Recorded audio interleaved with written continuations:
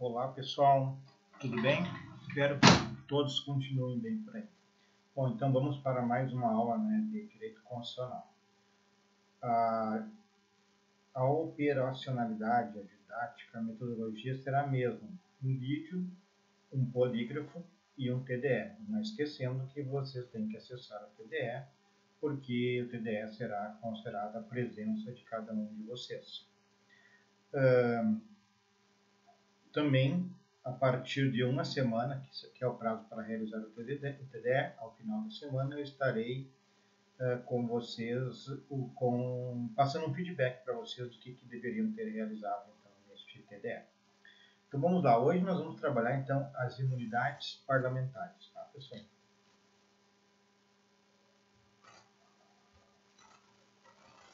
Então o que são imunidades parlamentares? Há alguma crítica, alguma confusão, mas na realidade imunidades parlamentares são prerrogativas inerentes à função do parlamentar, não é do indivíduo, do deputado, fulano de tal, do senador fulano de tal, são prerrogativas para que ele possa desempenhar sua função na plenitude, porque uma das funções do legislativo é fiscalizar o executivo, o judiciário, empresas privadas, enfim, ele tem essa possibilidade, presídios. Então ele tem que ter garantias para realizar o seu trabalho e que ele não vai ficar sofrendo processos toda hora pelas suas manifestações críticas a segmentos que, no seu entendimento, não estejam de acordo com as necessidades da população. É para isso que serve a imunidade parlamentar, para o cargo, a função parlamentar. Elas se dividem em duas, pessoal. Material, que está lá no artigo 53 da Constituição Federal, eu vou pegar a Constituição aqui, e processual. O material diz respeito, então, ao crime, possível crime, vai ficar isento de um crime, a responsabilização civil, as suas opiniões e palavras e votos, em razão do cargo. E a processual é sobre regras da prisão do parlamentar e do processo que o parlamentar pode responder. Vou pegar aqui minha Constituição, só um minutinho. Se vocês tiverem, pode acompanhar aí pelo artigo 53 da Constituição Federal. 53 diz o seguinte: os deputados e os senadores são invioláveis civil, ou seja, civil, não vão responder civilmente com indenizações, e penalmente, não vão responder por crime, por quaisquer de suas opiniões, palavras e votos. Então, para exercer a sua função, eles estão a salvo de processos criminais e civis por falar, opinar, e votar, desde que relacionado à sua função parlamentar. O 53, parágrafo 2º, que é a imunidade processual. Parágrafo 2º diz: desde a expedição do diploma, isso é importante, expedição do diploma, os membros do Congresso Nacional não poderão ser presos, salvo em flagrante de crime inafiançável. Nesse caso, os autos serão remetidos dentro de 24 horas à casa respectiva para que, pelo voto da maioria de seus membros, resolva sobre a prisão. Nós vamos tratar disso em seguida. Parágrafo 3º. Recebida a denúncia contra o senador ou deputado por crime ocorrido após a diplomação, o Supremo Tribunal Federal dará ciência à casa respectiva que, por iniciativa do partido político nela representado e pelo voto da maioria de seus membros, poderá até a decisão final sustar o andamento do processo. Também falaremos sobre isso em seguida. Parágrafo 4º. O pedido de sustação será apreciado pela casa respectiva no prazo improrrogável de 45 dias de seu recebimento pela mesa diretora. Parágrafo 5º, que é o último da imunidade processual. A sustação do processo suspende a prescrição enquanto durar o mandato do parlamentar. Já vamos especificar cada parágrafo deste artigo 53.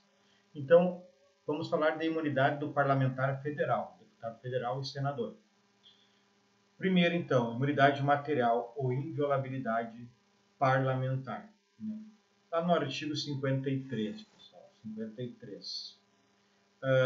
Civil, essa imunidade então é civil e penalmente por opiniões, palavras e votos. Então, Havendo algum liame, algum nexo de causalidade com a função parlamentar, o deputado ou senador, ao se expressar, criticar o executivo, o judiciário, por exemplo, ele estará à salvaguarda de processos criminais ou indenizações civis.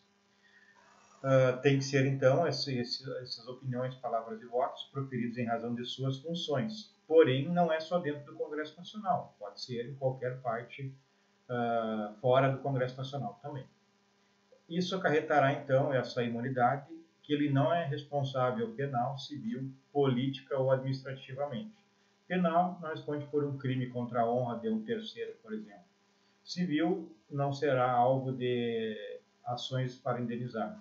Política não sofrerá consequências, né, de perda de mandato, suspensão de mandato. E administrativa não será também investigado pela Casa Parlamentar, né, em um processo administrativo. Mas, pessoal, tem que lembrar que esse direito não é absoluto.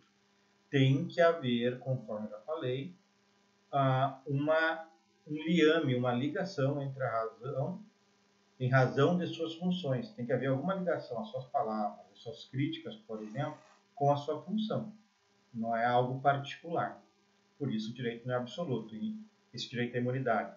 E assim sendo, ele poderá ser punido se a sua crítica, por exemplo, não for em razão de suas funções. Mas tem que cuidar que mesmo ele expressando críticas que não estejam ligadas diretamente com a sua função, e ele poderá ser processado por isso, ele também pode incorrer em quebra de decoro parlamentar, artigo 55, inciso 2. Né?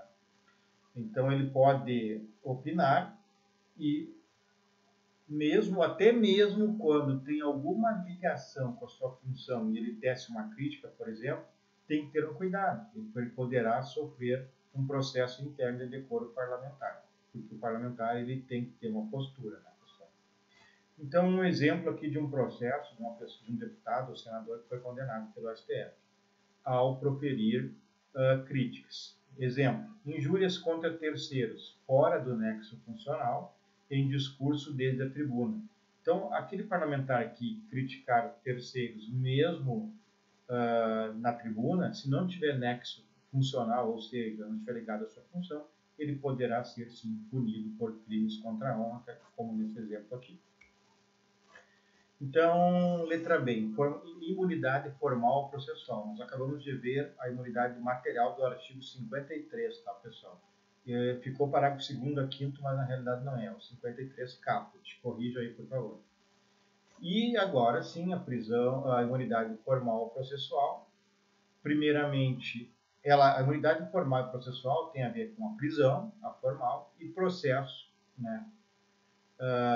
Como e onde vai responder um processo parlamentar. A prisão, então, primeiro, como tratar da prisão?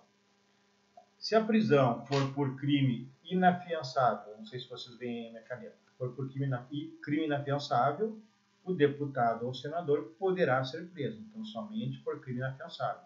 Os autos deverão ser remetidos em 24 horas da sua casa, se é deputado à Câmara, se é senador ao Senado.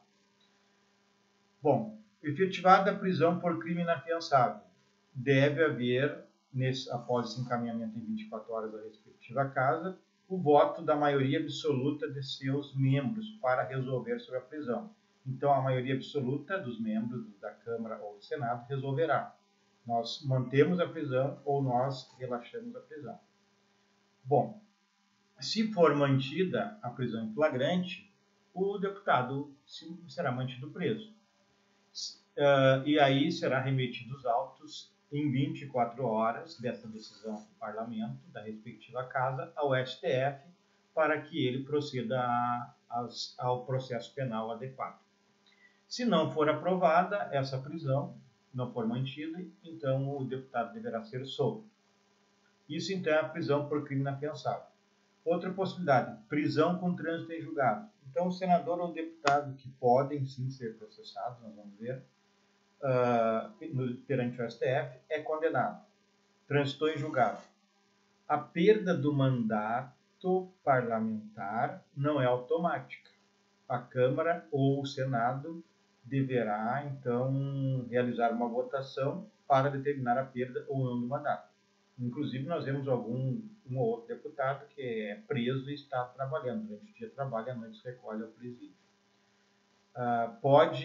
Mas, havendo trânsito em julgado, em que pese a perda do mandato ou não ser automática, a execução da pena já pode ocorrer. Por isso que eu acabei de falar. Temos deputado que está executando pena, em regime menos gravoso, claro, e continua no mandato porque os deputados ou senadores não impuseram a perda do mandato. Bom, se houver, então, pela Câmara ou pelo Senado, a manutenção da prisão por crime inafiançável, remete os autos ao STF e, em 24 horas após a votação, o STF vai dar andamento ao processo. Como funciona? Nessa próxima tela aqui. Vai ser feita a denúncia, então, ao STF, que vai receber ou instaurar um inquérito policial, ou processo. Então, o STF recebe a denúncia, instaura o inquérito ou processo. E ele tem que comunicar ao parlamento. Bom, se o crime for posterior à diplomação antes de assumir, pessoal, no dia lá 1º ou 2 de janeiro, né, 1º de janeiro, quando o deputado ou o senador assumem, a diplomação é antes, é depois da eleição e antes de assumir. Então, se o crime praticado por o deputado for posterior, melhor dizendo, à diplomação, a Casa Legislativa poderá sustar esse inquérito ou esse processo que o STF, então, está realizando, instaurou. Só que se a Casa resolver sustar, o que acontece? A suspensão da prescrição pelo período do mandato. Então, não vai ocorrer o prazo prescricional. Quando encerrar o mandato, começa a contar novamente o prazo prescricional. Bom, prerrogativa de fora. Prerrogativa de fora é onde o deputado ou senador irá ser processado. Conforme a Constituição Federal, lá pelo artigo 101 e 102, é no STF. Bom, mas, então, vai andar o processo, enfim, desde que não haja sustação, se for crime posterior à diplomação, e se for anterior à diplomação, e aqui não estou falando mais de prisão em flagrante, um crime anterior à diplomação, vai ser encaminhado também ao STF, que poderá julgar, sem haver assustação, pela Casa. Então, relembrando, se o processo que responde no STF, um parlamentar, for posterior à diplomação, o Congresso, seja a Câmara ou o Senado, pode sustar e suspende a prescrição. Mas se for anterior, não vai ser processado, igual, mesmo sendo deputado ou sendo senador. Bom, os parlamentares, então, eles respondem no STF, perante o STF, os seus crimes, enfim, os seus processos penais ou cíveis.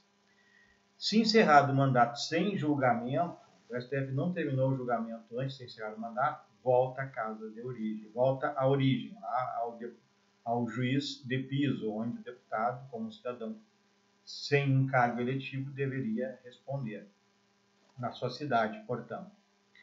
Bom, crime posterior à diplomação, então, na questão da prerrogativa de fora.